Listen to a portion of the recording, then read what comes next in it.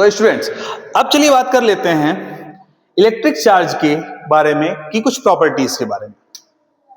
ठीक है, तो इसकी प्रॉपर्टीज यानी कि इसके कुछ गुणों के बारे में बात कर लेते हैं। पहला गुण इसमें जो हमें बात करने की जरूरत है वो है इसकी एडिटिविटी। एडिटिविटी का मतलब क्या होता है? जोड़ना। अब हम जानते हैं कि आवेश जो है, वैद्युत आवेश जो है वो एक क्या है? अदिश राशि है। अदिश राशि है यानी कि ये एक स्केलर क्वांटिटी है। और स्केलर क्वांटिटीज जो होती हैं, स्केलर क्वांटिटी है। और स्केलर क्वांटिटीज के बारे में हम क्या जानते हैं? स्केलर क्वांटिटीज हम ऐसी फिजिकल क्वांटिटीज को कहते हैं, ऐसी भौतिक राशियों को हम अदिश राशि कहते हैं जिन्हें गणित के सामान्य नियमों द्वारा जोड़ा और घटाया जा सकता है। ठीक, तो ऑब्वियस सी बात है कि अगर मान लो मैंने कहा आपसे कि +2 कूलम का चार्ज है और एक -1 कूलम का चार्ज है, दोनों को हमें जोड़ना है, तो जोड़ के कितना आएगा? 2 - 1 that is simply +1 coulomb charge. तो हम इन्हें सामान्य गणित के नियमों द्वारा जोड़ और घटा सकते। ये सिंपल सा चीज है। जो नेट चार्ज होगा वो हमेशा क्या होगा? सारे पॉजिटिव और सारे नेगेटिव चार्जेस को जोड़ करके हमको प्राप्त होगा। ठीक है, दूसरी प्रॉपर्टी है conservation of charge, law of conservation of charge.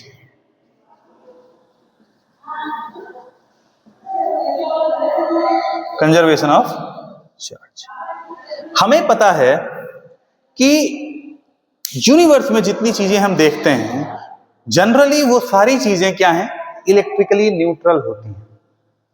ठीक, जैसे आपका एटम भी न्यूट्रल है, जनरली कोई मॉलिक्यूल होगा वो भी न्यूट्रल मिलेगा। ठीक, तो सब कुछ सारे जो पार्टिकल्स हैं वो लगभग क्या है? Electrically neutral. और न्यूट्रल होने का सिंपली मतलब क्या है? कि ये नहीं कि उस पर कोई चार्ज नहीं है, मतलब ये है कि उस पर जितना अमाउंट ऑफ पॉजिटिव चार्ज होगा उतना अमाउंट ऑफ नेगेटिव चार्ज भी उस पर होगा। क्लियर है? ये हमारी बात है कंजर्वेशन ऑफ चार्ज की। ठीक, तो ये चीज हर जगह देखने को मिलती है कि जो net amount of positive and negative charge किसी भी बॉडी पर मिलता है वो हमेशा क्या होता है? Equal and opposite. Obviously polarity opposite है और उसका जो सम होता है वो क्या होता है? 0। ठीक, और कुछ रिएक्शंस भी ऐसे हैं जिन्हें हमने देखा है कि अगर हम एक इलेक्ट्रॉन को और एक पॉजिट्रॉन को पास ले आए, एक दूसरे से लड़ा दें, तो हमें इसके परिणाम स्वरूप सिर्फ एनर्जी मिलती है। ये दोनों पार्टिकल्स, इलेक्ट्रॉन और पॉजिट्रॉन, ये प्रोटॉन नहीं है, ये बात ध्यान दीजिएगा। इलेक्ट्रॉन का एंटी पार्टिकल यानी कि एंटी मैटर का जो पार्टिकल होगा, ऑब्वियसली एंटी पार्टिकल होता है पॉजिट्रॉन।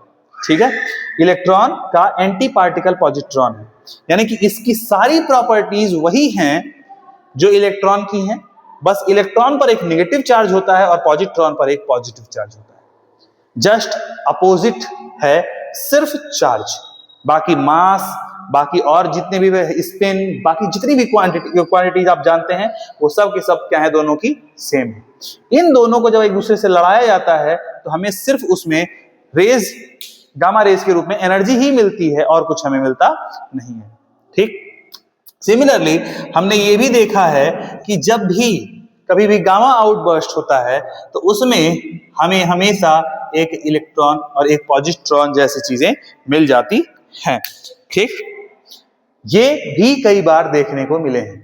तो इसका मतलब ये है कि अगर आपने किसी भी एक न्यूट्रल पार्टिकल को ब्रेक किया तो उससे इक्वल अमाउंट ऑफ पॉजिटिव और नेगेटिव चार्जेस मिलेंगे, और अगर इक्वल अमाउंट ऑफ पॉजिटिव और नेगेटिव चार्जेस को आपने एक साथ मर्ज किया, मिलाया एक दूसरे में, एक दूसरे से टकरा दिया, तो एनर्जी में कन्वर्ट हो जाएगा, यानी कि एक न्यूट्रल पार्टिकल या कुछ भी कह लीजिए आपको हमेशा वही मिलेगा।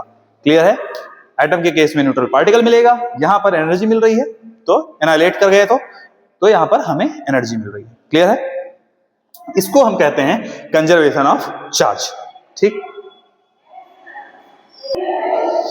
सो स्टूडेंट्स, अब हमारी जो तीसरी प्रॉपर्टी है चार्जेस के बारे में वो है क्वांटाइजेशन ऑफ चार्ज। अब यहां क्वांटाइजेशन वर्ड का क्या मतलब है आपको सिंपल से तरीके से बताता हूं। आप लोगों ने हाई स्कूल तक रियल नंबर्स के बारे में पढ़ा है और आप लोगों ने वो क्वेश्चंस भी किए होंगे कि नंबर स्केल पर 1 है और 1/2 है मान लीजिए, या सॉरी उल्टा लिख दिया मैंने, 1/2 है और 1 है, इनके बीच में 15 रैशनल नंबर्स इंट्रोड्यूस कीजिए, इसके बीच में 5 इरैशनल नंबर्स इंट्रोड्यूस कीजिए। इस तरह के क्वेश्चंस आप लोगों ने किए होंगे और उसी चैप्टर में आप लोगों ने पढ़ा होगा कि हम कितना भी पास के दो नंबर्स ले लें, लेट्स से कि हमने 1 लिया और 1.1 लिया, इन दोनों के बीच में भी इनफाइनाइट नंबर्स एग्जिस्ट करते हैं, रैशनल और इरैशनल दोनों। क्लियर है? तो मतलब क्या है, नंबर्स एक्चुअली क्या है, अगर हम कहें तो ये एक लाइन की तरह है, एक स्लोप की तरह है। यहां अगर एक नंबर है तो इसके जस्ट बगल में भी एक नंबर होगा, लेकिन जब हम natural numbers, whole numbers, integers इनकी बात करते हैं तो ये क्या है, ये क्या है जानते हैं, ये 0 है, 0 के बाद जो एग्जिस्ट करता है वो 1 है, 1 के बाद जो एग्जिस्ट करता है ये 2 है, इसके बाद जो एग्जिस्ट करता है वो 3 है, इसके बाद जो एग्जिस्ट करता है ये 4 है, इसके बाद जो एग्जिस्ट करता है वो 5 है। ठीक, स्टेप्स, ये क्या है, इसको हम कहते हैं क्वांटाइज्ड होना। ठीक, कि कुछ स्पेसिफिक वैल्यूज हैं जो पॉसिबल हैं, इन दो वैल्यूज के बीच में कोई वैल्यू पॉसिबल नहीं है। This is called quantization of charge. मतलब एक कॉन्टिन्यूअम नहीं है कि आप हाँ ये भी है, ये भी है, ये भी सब एग्जिस्ट कर रहे हैं, नहीं, ये एग्जिस्ट कर रहा है, इसके ऊपर ये एग्जिस्ट कर रहा है, बीच में कुछ नहीं, इसके ऊपर ये एग्जिस्ट कर रहा है, इधर बीच में कुछ नहीं है। ठीक, तो ये स्टेप बाय स्टेप वाला हिसाब चलता है। ठीक है, तो इसको, ये जो स्टेयर केस वाला हिसाब है ना, इसी को हम कहते हैं क्वांटाइजेशन ऑफ चार्ज। मतलब क्या है चार्जेस के लिए, मतलब ये है कि चार्ज की लेट्स से एक कोई छोटी सी वैल्यू होगी जो E है, अगला जो चार्ज एग्जिस्ट करेगा ना, वो अगर ये 1E है ऑब्वियसली, तो अगला जो एग्जिस्ट करेगा वो 2E होगा, उसके बाद जो होगा वो 3E होगा। यहां पर ये 1.1E या 1.5E या 1.7E जैसा कुछ नहीं होगा। Nothing exists in between these two values and so is here. तो इस छोटी सी वैल्यू स्मॉल e के इंटीग्रल मल्टीपल्स ही हमको मिलेंगे, यानी कि हम अगर किसी इंटीजर से यानी कि पूर्णांक से गुणा करें, चाहे वो धनात्मक हो या ऋणात्मक, तभी हमको वैल्यूज मिलेंगी इस छोटी वैल्यू के मल्टीप्लाई के रूप में। और उन दो वैल्यूज के बीच में ऐसी कोई भी वैल्यू एग्जिस्ट नहीं करती है। इसी कॉन्सेप्ट को हम कहते हैं क्वांटाइजेशन ऑफ चार्ज। बात समझ में आ गई? फिर से समझ लीजिए, अगर हम रियल नंबर्स की बात करें तो रियल नंबर्स इस स्लोप की तरह है, यानी कि हर एक पॉइंट पर कोई ना कोई वैल्यू है और वो एग्जिस्ट करती है। ठीक, लेकिन जब हम बात करते हैं इंटीजर्स की, तो इंटीजर्स क्या है, 0 एग्जिस्ट करता है, फिर 1 है, फिर 2 है, फिर 3 है, लेकिन 0 और 1 के बीच में कुछ भी एग्जिस्ट नहीं करता। There is no integer between 0 and 1 और 0 एंड -1 और 1 एंड 2 और 3, दिस इज, ठीक है, एंड सो ऑन। तो इन सारे नंबर्स के बीच में, इन दो इस नंबर्स के बीच में कोई तीसरा नंबर एग्जिस्ट नहीं करता इंटीजर्स के केस में। सिमिलरली क्वांटाइजेशन ऑफ चार्ज का मतलब है कि value of charge, the minimum value of charge is quantized. Charge की या तो ये वैल्यू पॉसिबल है, या ये पॉसिबल है, या ये पॉसिबल है, इन दो के बीच में कुछ नहीं पॉसिबल है, इन दो के बीच में भी कुछ नहीं पॉसिबल है, और ऐसे ही आगे भी और कोई वैल्यू पॉसिबल नहीं है। ठीक, तो ये पता कैसे चला? ऊपर से ब्रह्मा जी तो उतर के आए नहीं थे बताने के लिए, तो पता कैसे चला इसको देखते हैं।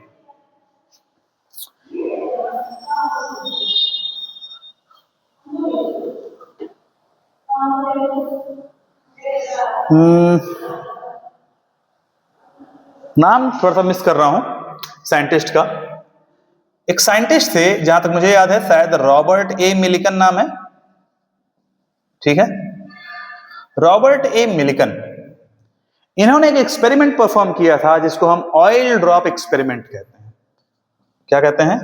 Oil drop experiment. इन्होंने क्या किया इस एक्सपेरिमेंट में, इन्होंने एक बड़ा सा चैम्बर लिया, ठीक, वर्टिकल चैम्बर, यहां से इन्होंने एक नैरो ओपनिंग दी और इस साइड से इन्होंने यहां पे स्प्रे करने की व्यवस्था कर दी, एक स्प्रे लगा दिया, एक स्प्रे मशीन लगा दी, ठीक। और यहां से चार्ज्ड ऑयल पार्टिकल्स को, चार्ज्ड ऑयल को इन्होंने स्प्रे करना शुरू किया। ऑयल को पहले इन्होंने चार्ज किया और चार्ज करने के बाद क्या किया, उस ऑयल को यहां से स्प्रे करना शुरू किया। अब ऑब्वियस सी बात है कि जब ऑयल के ड्रॉप्स यहां आएंगे तो कोई छोटा ड्रॉप्स बनेगा, कोई बड़ा ड्रॉप बनेगा, कोई मीडियम साइज का बनेगा, बड़े अलग अलग ड्रॉप्स बनेंगे, ठीक। और ये सारे के सारे drops obviously under gravity fall करना शुरू करेंगे, ठीक। और यहां से ये जो डॉटेड लाइन मैंने बनाई है, यहां पर इन्होंने एक ग्रिड तैयार किया। इन्होंने एक चीज बता देता हूं, ऑयल जो चार्ज ऑयल था वो निगेटिवली चार्ज था, ठीक है, निगेटिवली चार्ज था, ठीक। और ये ऑयल ड्रॉप्स आए और ये जो यहां पर पैनल है इसके साथ इस ग्रिड में से ये फॉल करके नीचे आने लगे। और यहां पर ये जो नीचे का प्लेट था इसको इन्होंने क्या कर दिया, निगेटिवली चार्ज कर दिया। और इस हिस्से को, ये जो ऊपर डॉटेड वाला ग्रिड है, मतलब ये जो ग्रिड है, इस ग्रिड को इन्होंने पॉजिटिवली चार्ज कर दिया और नीचे का जो सरफेस था उसको इन्होंने निगेटिवली चार्ज कर दिया। तो उससे होगा क्या, यहां पर जैसे ही कोई ड्रॉप पहुंचेगा यहां पर नीचे अंदर इन दोनों के बीच में, क्या होगा, उस पर ऊपर से लगेगा पॉजिटिव चार्ज यानी कि अट्रैक्शन और नीचे साइड निगेटिव चार्ज करेगा रिपल्सन। तो उसका जो भी मास होगा उसकी वजह से एक फोर्स उस पर नीचे लग रहा होगा, उस ऑयल ड्रॉप पर। लेट्स से ये ऑयल ड्रॉप है, चार्ज्ड है और इस ऑयल ड्रॉप का मास मान लीजिए स्मॉल m है और g इस पर mg वेट इस पर नीचे की तरफ काम करेगा। लेकिन एट द सेम टाइम कुछ फोर्स जो कि चार्ज की वजह से इलेक्ट्रोस्टैटिक फोर्स होगा, ये इलेक्ट्रोस्टैटिक फोर्स इस पर ऊपर की ओर लगेगा, क्योंकि पॉजिटिव ऊपर से इस पर पॉजिटिव चार्ज है, नीचे नेगेटिव चार्ज है, ये नेगेटिवली चार्ज है। तो यहां से इसको क्या मिलेगा, रिपल्सन, और यहां से मिलेगा अट्रैक्शन। तो एक नेट पॉजिटिव, एक नेट फोर्स ऊपर की तरफ इस पर लगेगा। तो अब ऑब्वियसली जब ये ड्रॉप्स हैं, ये ड्रॉप्स क्या होंगी, और ये जिस जगह पर ये फोर्स और ये फोर्स दोनों बराबर हो जाएंगे उस जगह पर ये ड्रॉप क्या हो जाएगा, सस्पेंड हो जाएगा। इसी बीच में वो ड्रॉप, हर एक drop depending on the case कि उसका वेट कितना है, डिपेंडिंग ऑन दैट केस, और ऑब्वियसली चार्ज कितना है, वो ड्रॉप्स यहां पर क्या करेंगी, सस्पेंड हो जाएंगी बीच में। माइक्रोस्कोप से इन छोटी ड्रॉपलेट्स को देखा जा सकता है और इन ड्रॉपलेट्स का डायामीटर निकाला जा सकता है। और अगर हमें पता हो, और आप लोगों ने सरफेस टेंशन जब पढ़ा होगा तो आप लोगों ने पढ़ा होगा कि जो छोटे ड्रॉपलेट्स होते हैं वो स्फेरिकल होते हैं, और अगर हमें डायामीटर मिल गया तो 4/3 पाई आर क्यूब, हमें यहां से इसका वॉल्यूम भी मिल जाएगा।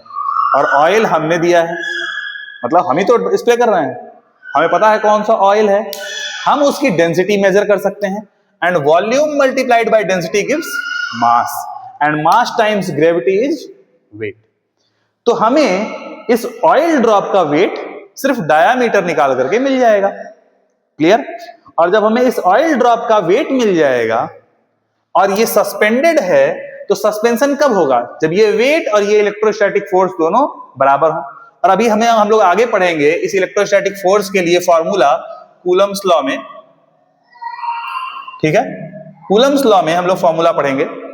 वो फॉर्मूला से हम फोर्स और इससे ये चीजें निकाल सकते हैं, और यहां पर हम आइडिया लगा सकते हैं कि जो फोर्स है उस फोर्स में फॉर्मूला होता है, मैं आपको बता दे रहा हूं फॉर्मूला अभी से, 4πε0 Q/Q1 Q2/r², ठीक। इन नटशेल हम कह सकते हैं कि यहां पर जो फोर्स है हम उससे इस पर जो चार्ज है वो निकाल सकते हैं, ठीक है। तो हर एक ऑयल ड्रॉप पर इन फॉर्मूलाज को यूज करके, इस रिलेशन को यूज करके, फिजिक्स के इस कॉन्सेप्ट को यूज करके हम जो इस ऑयल ड्रॉप पर जो चार्ज था Q, उस चार्ज को हम निकाल सकते हैं। क्लियर है? और जब हम इस चार्ज को निकाल लेंगे तो क्या पता चलेगा? आप सोचिए, यहां मिलियंस ऑफ ड्रॉप्स यहां पर इस रीजन में हैं, अलग अलग ड्रॉप्स हैं, हर ड्रॉप पर कुछ ना कुछ छोटा सा चार्ज होगा और बहुत छोटी ड्रॉपलेट्स पे बहुत कम चार्ज भी आया होगा।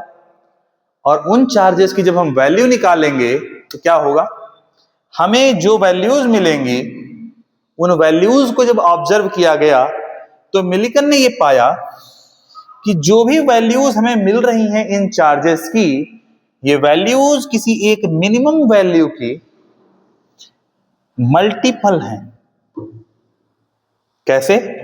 और वो जो मिनिमम वैल्यू इन्होंने प्राप्त की या कैलकुलेट की, वो मिनिमम वैल्यू इतनी थी। ये मैथमेटिकल कैलकुलेशन से आई हुई वैल्यू है, that is 1.6 into 10 to the power minus 19 coulomb. और ये वो मिनिमम वैल्यू थी जो किसी ऑयल ड्रॉप पर लाइक कर रही थी या एग्जिस्ट करती थी, ठीक? और बाकी जो वैल्यूज थी वो इसकी इंटीग्रल मल्टीपल थी। यहाँ n की वैल्यू क्या है? n क्या है? एक इंटीजर है ऑब्वियसली, और इसकी वैल्यूज हैं +-1, +-2, +-3 एंड सो ऑन, ठीक? तो या तो पॉजिटिव चार्ज मिलेगा या नेगेटिव, लेकिन वो जो भी मिलेगा वो इसका मल्टीपल ही मिलेगा। ये चीज हमें इस एक्सपेरिमेंट में मिली, ठीक है? फिर से बोल दे रहा हूं एक बार। रॉबर्ट ए मिलिकन ने एक ऑयल ड्रॉप एक्सपेरिमेंट किया जिसमें उन्होंने negatively charge oil particles, oil को स्प्रे किया एक चैम्बर में। ऑयल के अलग अलग ड्रॉपलेट्स बने, ऑब्वियसली सारे ड्रॉपलेट्स चार्ज थे, और वो ड्रॉपलेट्स इस चैम्बर में नीचे की ओर ड्यू टू ग्रेविटी गिरने लगे। यहां पर एक ग्रिड पैटर्न था जिस पर ग्रिड पे पॉजिटिव और नीचे की प्लेट पर नेगेटिव चार्ज था। और जैसे ही ड्रॉपलेट्स इस ग्रिड से नीचे की तरफ आए, इन दोनों प्लेट्स के बीच में होगा क्या? ग्रेविटी की वजह से वो नीचे गिरना चाहेंगे, एक फोर्स mg नीचे की तरफ लगेगा, लेकिन नीचे नेगेटिव चार्ज है, ऑयल ड्रॉप भी नेगेटिवली चार्ज है, तो उस पर रिपल्सन लगेगा अपवर्ड डायरेक्शन में, और ऊपर की तरफ जो पॉजिटिव ग्रिड है उसकी वजह से एक अट्रैक्शन फोर्स भी लगेगा ऊपर की तरफ। तो अल्टीमेटली एक नेट फोर्स उस ऑयल ड्रॉप पर ऊपर की तरफ लगेगा, और जिस जगह पर जाकर ये दोनों फोर्सेस बैलेंस हो जाएंगे, इलेक्ट्रोस्टैटिक फोर्स और फोर्स ड्यू टू ग्रेविटी यानी कि वेट, दोनों जहां बैलेंस हो जाएंगे यानी कि इक्वल एंड अपोजिट हो जाएंगे, उस जगह पर जाकर के क्या होगा? ड्रॉपलेट सस्पेंड हो जाएगा, हवा में लटक जाएगा। और जहां ये लटकेगा, हमें कुछ नहीं करना, सिर्फ एक माइक्रोस्कोप से उस ड्रॉपलेट पे हमें, सॉरी माइक्रोस्कोप नहीं, एक टेलीस्कोप लेकर के, छोटे चीजों को देखने के लिए टेलीस्कोप यूज करते हैं, ठीक है?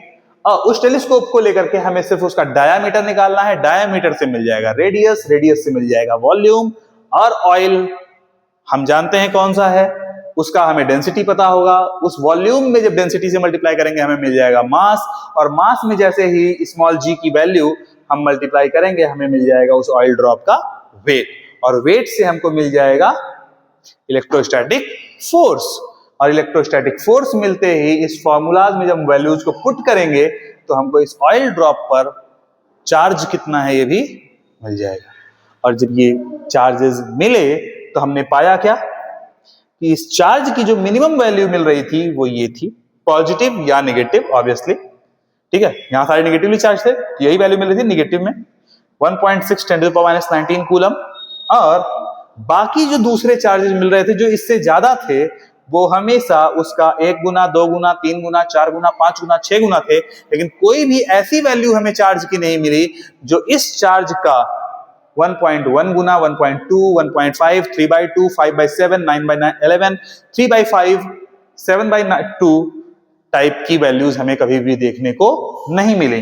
दिस मीन्स कि जो ये मिनिमम वैल्यू है, ये चार्ज की मिनिमम वैल्यू है और ये क्वांटाइज्ड है। क्लियर है? यानी कि वैल्यूज एक स्टेयर केस के रूप में हैं, उनके बीच में कुछ भी एग्जिस्ट नहीं करता। यानी कि अगर ये हमें एक वैल्यू मिली है 1.6 10 टू द पावर माइनस 19, तो इससे जस्ट ऊपर की जो वैल्यू होगी वो सीधे सीधे 3.2 into 10 to the power minus 19 coulomb होगी। उसके ऊपर जो मिलेगी वो 4.8 into 10 to the power minus 19 coulomb मिलेगी, उसके बीच में कुछ नहीं मिलेगा। 1.7 जैसा कुछ नहीं होगा, 3.1 जैसा कुछ नहीं होगा, 3.5 जैसा कुछ नहीं होगा, 4.7, 4.5 जैसा कुछ भी नहीं होगा। क्लियर है इतनी बात? चलिए, तो ये है क्वांटाइजेशन ऑफ चार्ज। अब एक सवाल और उठता है कि हमने तो कह दिया कि चार्ज क्वांटाइज्ड है, तो क्या ये एक्चुअली क्वांटाइज्ड है? जहां तक हमको पता है वहां तक तो है, लेकिन आपको एक रीसेंट तो नहीं कहेंगे, लेकिन हाँ जो लेटेस्ट अपडेट्स हैं इस चीज को लेकर के वो मैं आपको बता देता हूं। वो अपडेट क्या है? एटम के अंदर जो इलेक्ट्रॉन, प्रोटॉन और न्यूट्रॉन हैं, इसमें इलेक्ट्रॉन तो आज भी इंटैक्ट है, ये अभी भी एक फंडामेंटल पार्टिकल ही है, ठीक है। लेकिन प्रोटॉन और न्यूट्रॉन अब फंडामेंटल पार्टिकल नहीं है, ठीक है। और अगर हम इन्हें फंडामेंटल क्वांटिटी मान लीजिए आपके बुक्स में कहीं मिलता भी है तो उसका कारण क्या होगा मैं भी आपको बताऊंगा, लेकिन अभी के लिए समझ लीजिए ये फंडामेंटल फंडामेंटल पार्टिकल्स नहीं है। क्यों नहीं है? क्योंकि जो प्रोटॉन है और जो न्यूट्रॉन है ये दोनों एक नई तरह के सब न्यूक्लियोनिक पार्टिकल्स से मिलकर बने हैं जिन्हें हम क्वार्क कहते हैं, ठीक। ये क्वार्क जो होते हैं ये कुल 6 तरह के क्वार्क्स होते हैं। नाम बहुत इजी है और बहुत इंटरेस्टिंग नाम है इनके। Up, down, top, bottom, charm and strange, ठीक। इसको यू से डिनोट करते हैं, इसको डी से, इसको टी से, इसको बी से, इसको सी से और इसको एस से, सब स्मॉल लेटर में। क्लियर है? अब इंटरेस्टिंग पार्ट सुनिए। एक प्रोटॉन मिलकर बना है 2 अप क्वार्क्स से, 2 अप क्वार्क्स से और एक डाउन क्वार्क से। हम इसको जनरली यूयूडी करके लिख देते हैं, 2 अप क्वार्क्स और एक डाउन क्वार्क से। और जो न्यूट्रॉन है ये एक अप क्वार्क और 2 डाउन क्वार्क से मिलकर बना है, ठीक है। इनको हम बैरियॉन्स में रखते हैं, आगे हम उसके बारे में आप लोग एमएससी तक जाएंगे तो पढ़ेंगे, हो सकता है, लेकिन अभी के लिए बेसिक आइडिया लीजिए, क्योंकि मैं आपको क्वांटाइजेशन बता रहा हूं तो यहां ये जरूरी है, समझा देता हूं, ठीक है। क्योंकि आगे होता है कि कुछ सालों में आपके ये हायर बुक्स में आ जाए, ग्रेजुएशन की बुक्स में आ जाए, तो वहां आपको इसकी जानकारी होनी चाहिए, नहीं तो ये लगेगा कि कहां से आ गया अचानक से, ठीक है। और आपको लगेगा कि पढ़ाया ही नहीं गया, ठीक है, क्वांटाइजेशन ऑफ चार्ज, तो इसलिए इसको जान लीजिए, ठीक है।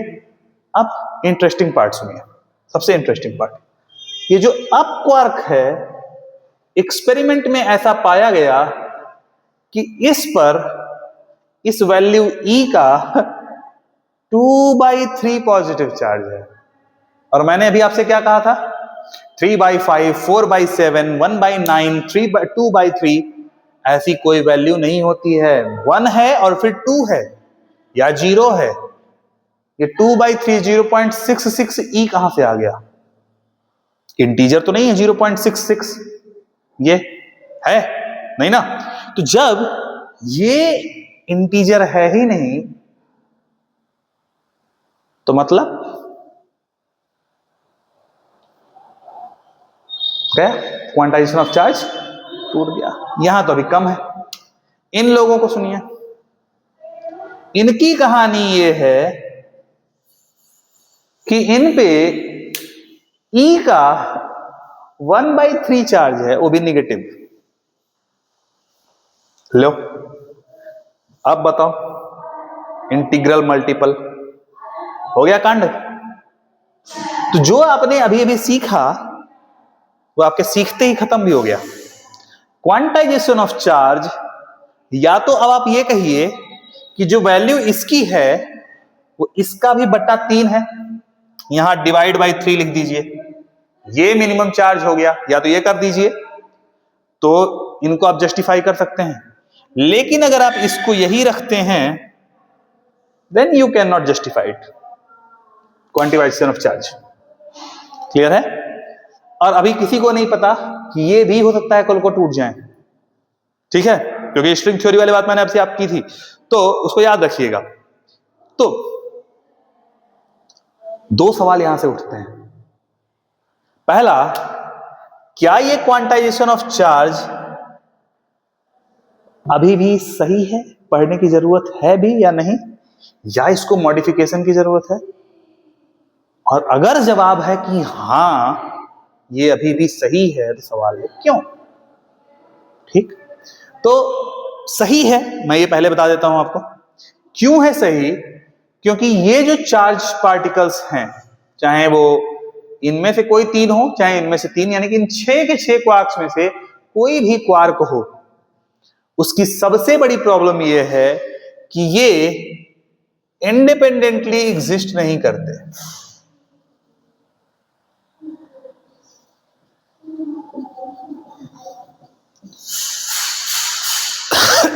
They do not exist independently, मतलब एक अप क्वार्क को मैं कहूं कि ये ला करके आइसोलेट कर दिया, अलग कर दिया, वो एग्जिस्ट नहीं करेगा, खत्म हो जाएगा। मैं एक इलेक्ट्रॉन को पकड़ के कह सकता हूं, देखो इलेक्ट्रॉन, ठीक, एक प्रोटॉन और एक न्यूट्रॉन के लिए भी कहा जा सकता है, लेकिन इन क्वार्क्स को आइसोलेट करके स्टेबलाइज नहीं किया जा सका है अब तक। कि एक क्वार्क को हमने अलग कर दिया, सिर्फ एक अप क्वार्क, सिर्फ एक डाउन क्वार्क, या टॉप या बॉटम या चार में स्ट्रेंज, उसको एक आइसोलेट कर दिया हो और वो एग्जिस्ट कर जाए, सस्टेन कर जाए, ऐसा अभी तक नहीं हुआ। ठीक है, तो ये इंडिपेंडेंटली एग्जिस्ट नहीं करते, इसलिए अभी आपकी बुक्स में ये क्वांटाइजेशन ऑफ चार्ज का कॉन्सेप्ट बना रहेगा। ठीक है, दूसरी चीज, अगर कल को ये इंडिपेंडेंटली एग्जिस्ट करा दिए जाएं, मतलब कोई ऐसा तरीका ढूंढ लिया जाए जिनमें ये सस्टेन कर जाएं, तो उस केस में हम ये कर सकते हैं कि इसको अभी भी हम वैलिडेट कर सकते हैं, बस E की वैल्यू को हमको यहां बाई 3 कर देना होगा और हमारा काम फिर से एज इट इज चल जाएगा। ठीक, लेकिन अगर हम रॉबर्ट ए मिलिगन के एक्सपेरिमेंट को अब भी परफॉर्म करें, तो हमें जो मिनिमम चार्ज मिलेगा वो हमेशा यही मिलेगा। इन पर जो चार्जेस हैं वो चार्जेस हमें नहीं मिलेंगे, ये बात याद रखिए। क्लियर है इतनी बात? ठीक है।